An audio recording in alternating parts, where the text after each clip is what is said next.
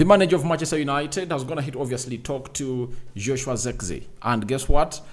He is really trying to convince him that no one should obviously do anything like convincing him to not join the club of Manchester United. Good morning, 1st of July, 2024, right?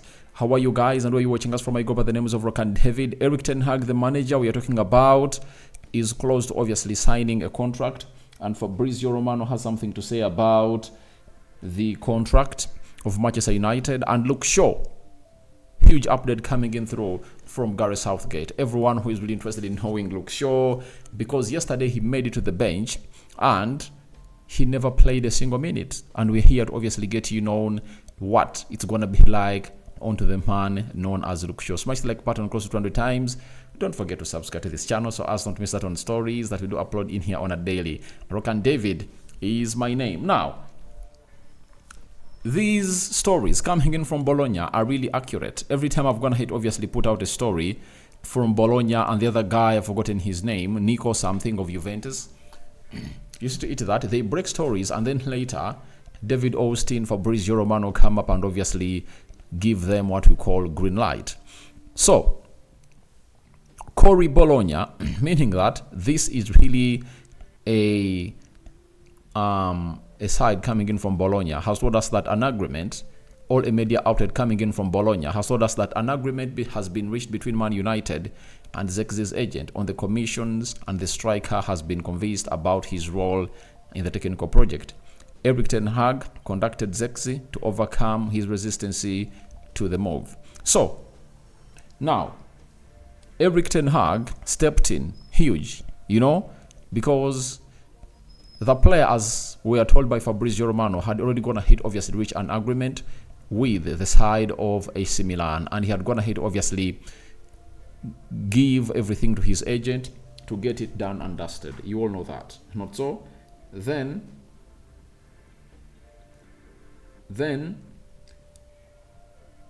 with that, it meant that Manchester United had to obviously come in through and sell him a better project than what AC Milan we are going to sell him to. Remember, AC Milan, by the way, is going to be playing in the Champions League as they finished second into the league of the Serie A. You understand? They finished second in the Serie A and they're going to really be playing into the Champions League. So, as it stands, I tell you, Man United, we are having a very huge block to obviously convince Zirkzee. However much the agent was pro-Manchester United, the player might not have been pro-Manchester United, and Erik Ten Hag needed to step in. Why did Erik Ten Hag need to step in?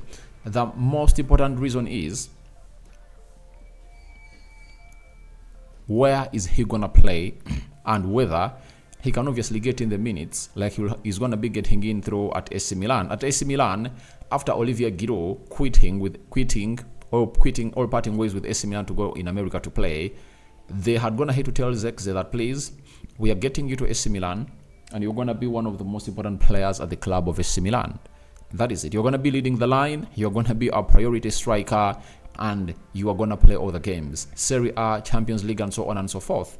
You're going to be playing alongside Rafael. You're going to be playing alongside all the players they have of pure quality into that team. And I think he was so much convinced because he knew to it that there was a chance for him to really get where he deserves to be as a player.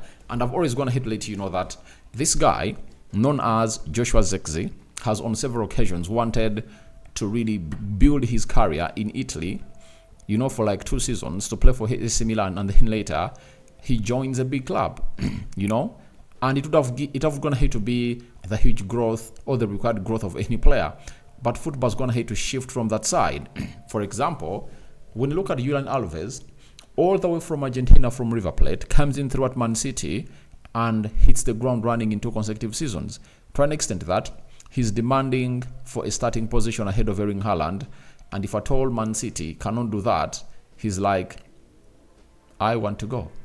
I want to leave. I want to play for a team that is going to be getting me enough playing time in every game that I really start, in every game that we play. So, Joshua Zirkzee should use that as a benchmark and obviously understand that age is no longer a number. Age is just a number. But what you put up on the field of play puts you into that ilk, because at his 23 years of age, I believe he can be a better striker at the club of Manchester United. He can offer us something great, and I think when Erik ten Hag was really talking to him, he was like even showing him, I'm going to be playing you here, here, here, here. You're going to be having players, Garnacho, Bruno Fernandes behind you, Kobe Menu, talk about Amad Diallo or Anthony, doing the needful. That is it. For the side called Joshua Zirkzee. And obviously he's at the Euros, and it's very easy for Erik ten Hag to talk to him, because there are very many Dutch players at that side that can easily get him Joshua Zirkzee, and even the Dutch manager will obviously want Joshua Zirkzee to come to Manchester United. That is it. Why? When you come to Manchester United, your mentality shift really takes another huge step, because you know you are playing in the best league in the world, the mentality, the intensity. And I tell you what, Joshua Zirkzee, when he signs for Manchester United, after playing for Manchester United for like 2, 3, 4, 5 games, they go into the international break. He'll be up front leading the line for the side of Netherlands. That's what Manchester United really gets you. For example, when Ruud van Nistelrooy hadn't gone ahead to come in throughout Manchester United, he was not leading the line for the side of Netherlands. They had players like Patrick Kluivert, who was really their targetsman. But when he came in throughout Manchester United, he went ahead and obviously benched Patrick Kluivert, and he ended up leading the line for the Dutch national team. So that's what it means coming in to play for the club of Manchester United. And all he has to do is him seeing that this deal is done early enough. After this deal is done early enough, what is going to follow next? Simple.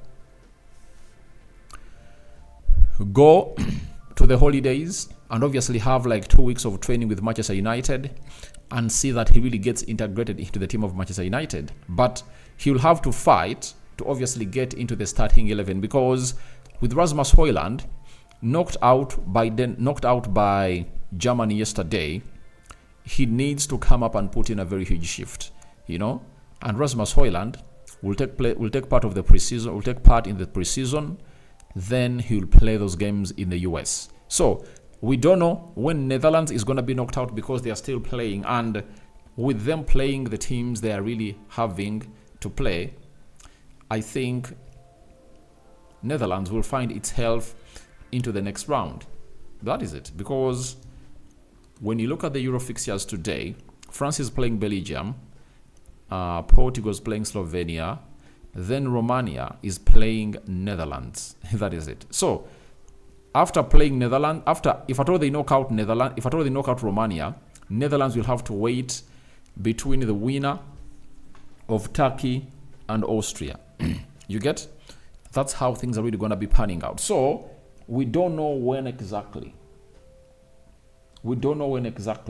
this guy is really going to come in through and obviously get out of the Euros. But all in all, Ten Hag is convincing him that you have a very good place into my team. And some of the things that Ten Hag told him were like, look at Rasmus Højlund. He came in through no preseason, but he registered 16 goals, right? And on several occasions, I couldn't start him. You get?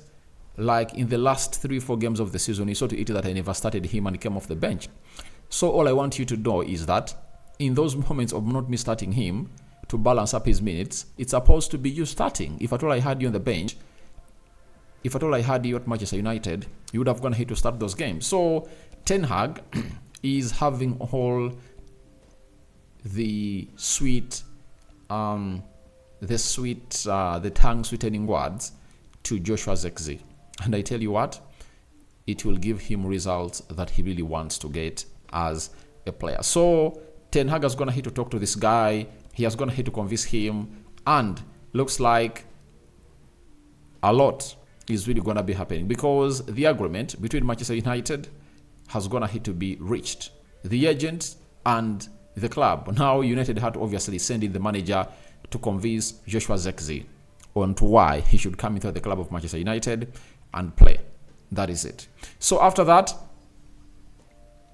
Fabrizio Romano told us about this big factor that Erik ten Hag is using, right?